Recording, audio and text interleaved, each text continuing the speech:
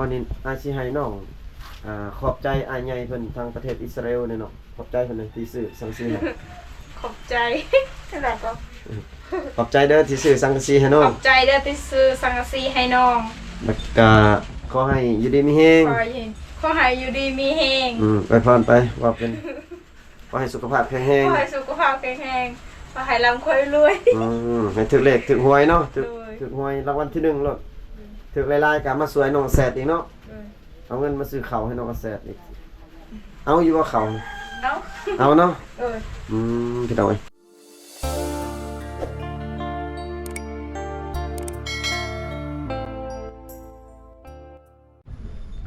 ก็สบายดีพ่อแม่พี่น้อง FC ทุกท่านนะพี่น้องวันนี้ก็บ่าวไทยจะมาอัปเดตเนาะเกี่ยวกับห้องน้ำของน้องสาวแสดพี่น้องเอ้ยเพราะว่าเมื่อก่อนก็บ่าวไทยได้มาถ่ายแล้วมาอัปเดตให้ FC หรือว่าพ่อแม่ได้เบิ่งรับชมนะพี่น้องเอ้ยก็น้องเพิ่นว่าจะได้สังกะสีกับประตูเนาะพี่น้องแต่ตอนนี้ก็ทางทีมงานก็ได้มีอ้ายใหญ่เพิ่นซื้อสังกะสีให้แล้วก็เกี่ยวกับประตูพี่น้องเอ้ยเฮ็ดประตูแต่ว่าแผ่นเรียบมันเบิดเนาะพี่น้องแผ่นเรียบอยู่ห้านเพิ่นเบิดก็ ก็เลยยังบ่ได้เฮ็ดประตูพี่น้องเอ้ยมีแต่ให้เพิ่นเฮ็ดตำรังอีกพี่น้องวันนี้ก็เดินทางมากับบ่าวเทนมาครับบ่าวเทนมาคนรอ สบายดีนอนทาง FC บ่าวผู้ไทยบ้านนา ว่าเจ้าไปใช้คือว่าให้หน้าให้ตาดนแท้บ่เฮ็ด เป็นอาทิตย์แล้ว เพราะว่าบอลบาเทนมาอยู่เพิ่นบ่มีสัญญาณ ไม่สัญญาณเนาะ ขาดสัญญาณก็เลย ได้ช่องจะเล่นคือกันติ เล่นอยู่ อ๋อ ทิศละเทื่อซะว่าซะ บ่าวเทนมาพาเลาะเนาะ แม่น โอ้พี่น้องเอ้ยเพิ่นก็เล่น YouTube อยู่พี่น้องเอ้ยทีมงานเดียวกันแต่ว่า มัน มาเจาะเบิ่ง มาจอบเบิ่งอัน ห้องน้ำ ห้องน้ำน้อง น้องสาวแสนเนาะ แม่น เพราะว่าทาง FC เพิ่น ซื้อสังกะสีให้เนาะ สังกะสีให้ดำเด็กน้ำน้อย แม่น ขอบใจหลาย ก็มีแต่สิพาไปเบิ่งพี่น้องเอ้ยเพราะว่ามาบ่ทันซ้ำพี่น้องเอ้ยเพราะว่ามื้อเช้านี้น้องอาแซดกับอ้ายเพิ่นเข้าไปเอาสังกะสีเนาะสังกะสีอยู่เมืองแล้วก็เพิ่นเอามากับพอดีเพิ่นมุ่งเลยเพิ่นว่าโอ้น้องเพิ่นโทรหาบ่าวผู้ไทยออกมาก็มาก็น้องมุ่งเรียบร้อยแล้วพี่น้องเอ้ยแล้วเนาะ10แผ่นสังกะสีซื้อมาก็เหลืออยู่3แผ่นพี่น้องเอ้ยต่อไปก็ยังแต่ประตูเนาะพี่น้องประตูนี่แหละยังที่ว่า FC ถ้าบ่ได้ติดตามก็ น่าจะฮู้เนาะพี่น้องที่เบาไทยมาถ่ายอยู่นี่แหละน้องแสนเนาะมาถ่ายอัปเดต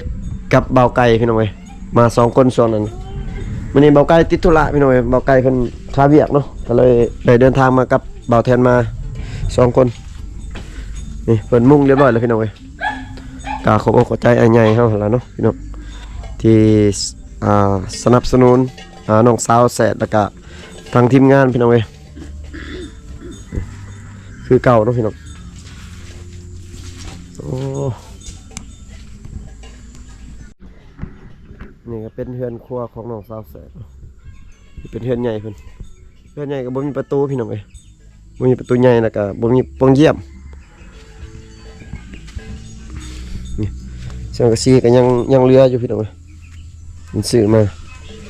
มุงห้องน้ำโอ้น้องสาวแสนเพิ่นไปดิน้องแสน ไปดี คือแต่งตัวงามถึงสิไปซัก หรือไปใช้ค่ะ อยู่เรือน โดย สังกะสีเรือบ่สังกะสีฮะโอ้เอื้อยเพิ่นประกล้าศเข้ากล่องเป็นยังประกล้าศเข้ากล่องย่านบ่ฮะย่านบ่ ย่านบ่กล้าเข้ากล่องเพิ่นเว้ย ก็ยังแต่ประตูนั่นเนาะนั่งอยู่เทิงเนาะ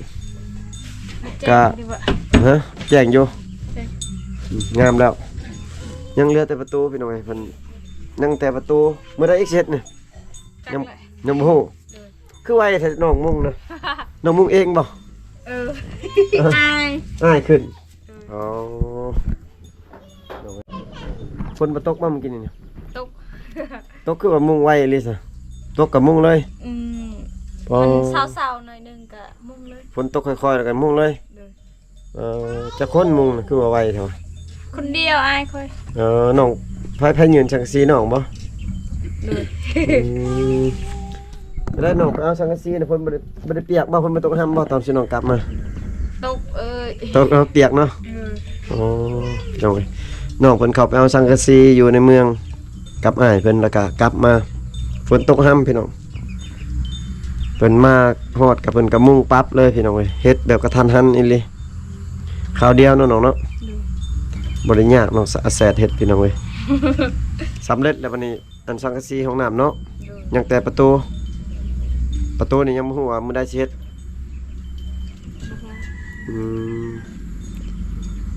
ก็บางทีก็ตัดมาสังกะสีนี่เฮ็ดก็ได้คันว่ามีไม้ ยันบ่มีไหม เขาจะได้เพชรเรียบก็เอาเพชรเรียบเขาจะได้เพชรเรียบนะแต่มันอย่ามันบ่มีอยู่เมืองนี่เราต้องสั่งเอาตัวมันยังไงครับ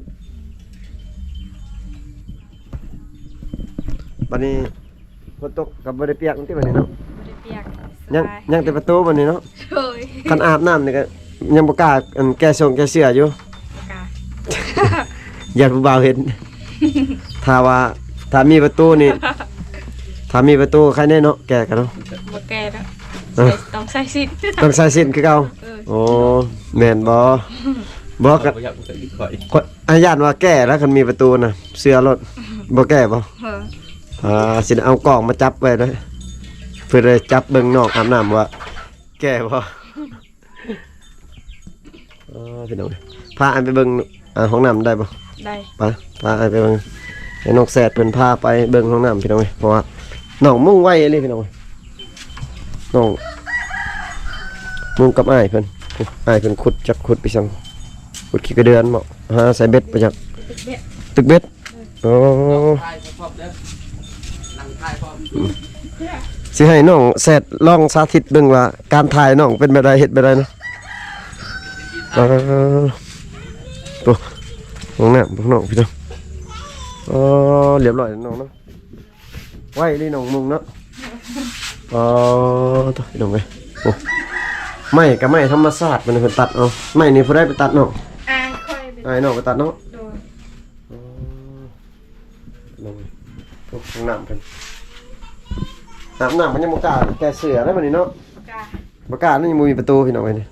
เพราะว่าสิซื้อแผ่นเรียบมาเมื่อกี้แผ่นเรียบเบิดพี่น้องเอ้ยบ่มีแล้วก็กับยังบ่มีไม้บ่ไม้นี่ยังสิได้เฮ็ดไม้เฮ็ดคักๆเฮ็ดงามๆกว่าแน่เด้นี่มันจังเข้ากับประตูนี่พี่น้องเอ้ยกันสิ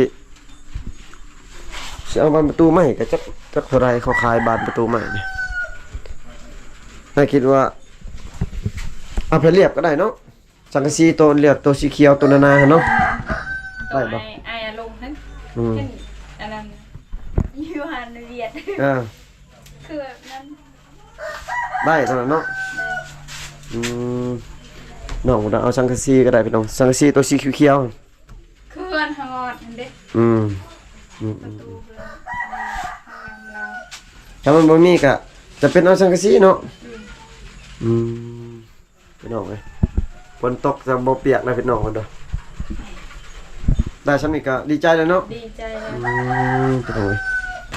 กะประตูก็ยังแต่ประตูหั่นล่ะบ่ได้มาบ่ทันซ้ำสิให้ FC ได้เบิ่งกะเพราะว่าน้องมุกไว้ลิเนาะพี่น้องน้องเพิ่นก็สิได้เข้าห้องน้ำสบายแล้วพี่น้องเอ้ยบ่มีไผส่องเห็นแล้วบัดนี้ยังแต่ประตูเท่านั้น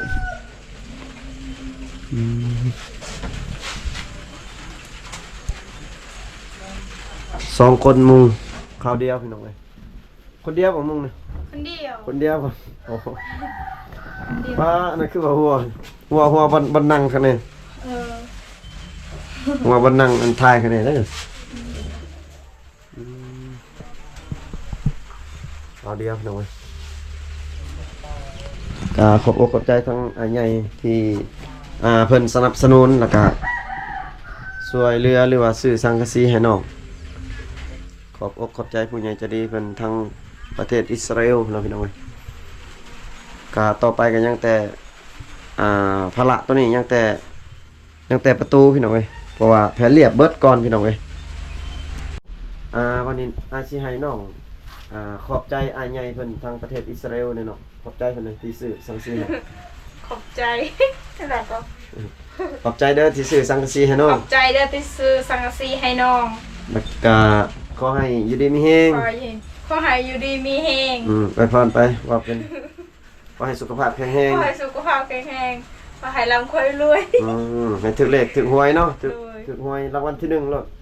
ถึกหลายๆก็มาสวยน้องแสดอีกเนาะเอาเงินมาซื้อข้าวให้น้องแสดอีกเอาอยู่ว่าข้าว เนาะ เอาเนาะ พี่น้องเอ้ยก็ถ้าว่าอ้ายเพิ่นยังโสดก็มาเอาน้องแสดก็ได้เนาะ ได้ เอาได้บ่ ได้ พี่น้องเอ้ยก็ดีใจน้องๆพี่น้องเอ้ยที่มีผู้ใหญ่เพิ่นมาซัพพอร์ตน้องเพิ่นพี่น้องเอ้ยขอบอกขอบใจขอให้อยู่ดีมีแรงสุขภาพแข็งแรงเฮงๆรวยๆก็สังกะสีก็ได้มุงเรียบร้อยแล้วพี่น้องต่อไปก็ยังแต่นี่ล่ะยังแต่ประตูนี่ล่ะก็บ่ยากเนาะพี่น้องเอ้ย